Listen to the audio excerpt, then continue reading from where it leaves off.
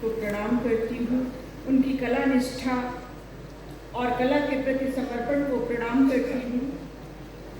साथ ही प्रणाम करती हूँ इस सम्मानित मंच को, जिस पर हमारे नगर के सभी गणमान्य प्रतिनिधि उपस्थित हैं, जिन्होंने इस शहर को एक नई ऊंचाई दी है और निरंतर दे रहे हैं। मैं प्रणाम करती हूँ मेरे समक्ष बैठे इस विद्वतजन सदन को। ये मेरे लिए सौभाग्य का अवसर है कि मुझे नागरिक अभिनंदन समारोह समिति की ओर से दादा पांडे जी के अभिनंदन पत्र का वाचन करने का अवसर प्रदान किया गया है। मैं अभिनंदन पत्र का वाचन कर रही हूँ। नागरिक अभिनंदन समारोह समिति सागर। अभिनंदन नृत्य शिरोमणि श्री राम सहाय पांडे।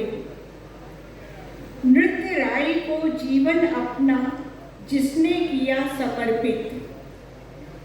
नृत्य राय को जीवन अपना जिसने किया समर्पित, यह अभिनंदन पत्र नागरिक करते उनको अर्पित। यह अभिनंदन पत्र नागरिक करते उनको अर्पित।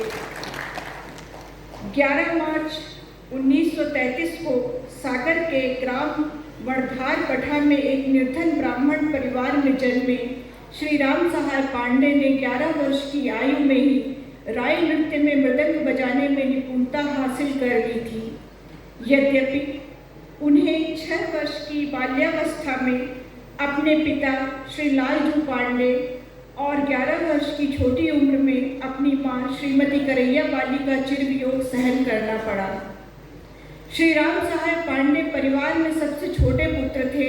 उनके लिए जीवन की राह दुर्गम थी, किंतु उन्होंने कभी हार नहीं मानी।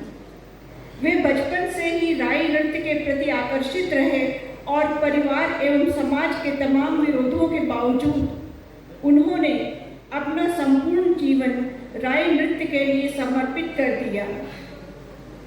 राय नृत्य की अपनी एक सदियों पुरानी परंपरा है। बेड़िया समाज की स्त्रियां, जिन्हें बेड़नी कहा जाता है, राय नृत्य करती हैं। बुंदेलखंड में 16वीं शताब्दी से यह नृत्य अस्तित्व में था। 16वीं शताब्दी में जायसी कृत पद्मावत में जानी जाति गति बेड़िन दिखराई, बाह डुलाए जीव ले जाई पंक्ति में बेड़नी का उल्लेख है।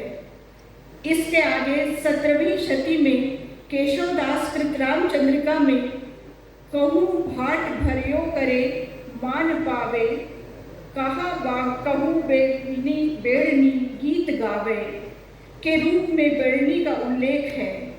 किंतु इस नृत्य को उस समय तक सम्मानजनक स्थान नहीं मिला जब तक राम सहाय पांडे जी ने पहल नहीं की। यह एक कठिन नृत्य है जिसमें सोबतिया मृदंग वादक की अहम भूमिका होती है। मृदंग वादक राय नर्तकियों को न केवल ताल देता है, वरन उनके साथ नृत्य करके उनमें निरंतर ऊर्जा का संचार करता है। श्री राम सहाय पांडे बुंदेलखंड के ऐसे अद्वितीय मृदंग वादक हैं जिनसे पराजित होकर एक राय नर्तकी ने सदा के लिए अपने पैरों से घुंघरू उतार दिए थे। किंतु राय नृत्य से स्वयं को जोड़े रखना श्री राम सहाय पांडे के लिए आसान नहीं था। उन्हें सामाजिक बहिष्कार के साथ ही अंग्रेज शासन का भी विरोध झेलना पड़ा। अंग्रेज शासन ने राय को प्रतिबंधित कर दिया था। आज़ादी के बाद भी सरकार राय नृत्य के पक्ष में नहीं थी, लेकिन श्री राम सहाय पांडे जी पीछे नहीं हटे और नर्तकियों का साथ देते रहे। कई बार पुलिस की लाठियां खाई, जिससे एक पैर भी पुलिस की मार में टूट गया, जो आज भी टेढ़ा है, लेकिन यह अवरोध भी उन्हें नहीं रोक सका। वे राय नर्तकियों के सम्मान के लिए उनके साथ डट कर खड़े रहे, राय नर्तकियों के साथ मृदंग बजाते रहे और स्वयं भी उनकी ताल से ताल मिलाकर नृत्य करते रहे। आज भी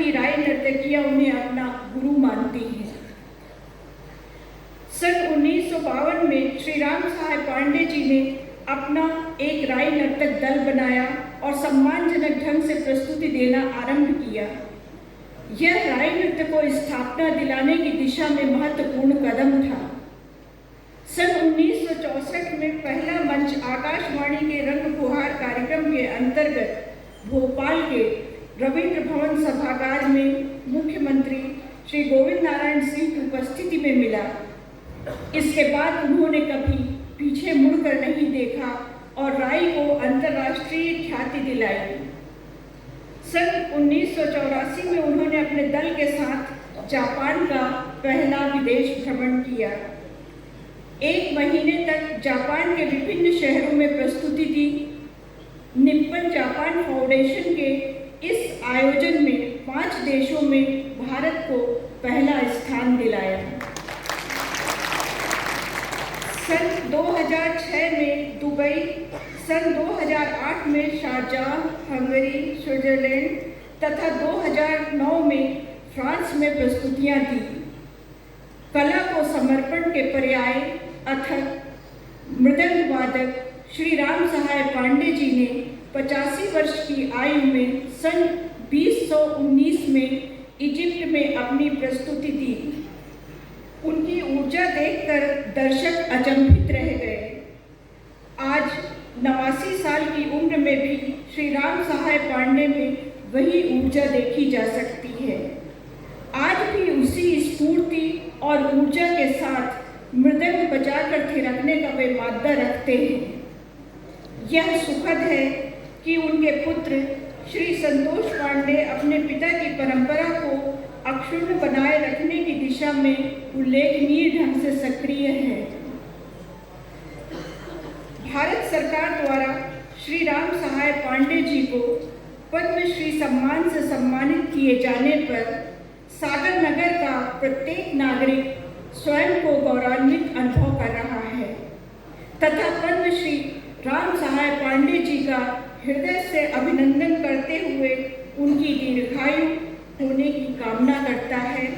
वे यशस्वी रहे, दीर्घायु रहे तथा सागर के कला जगत को सदैव उनका आशीर्वाद प्राप्त होता रहे।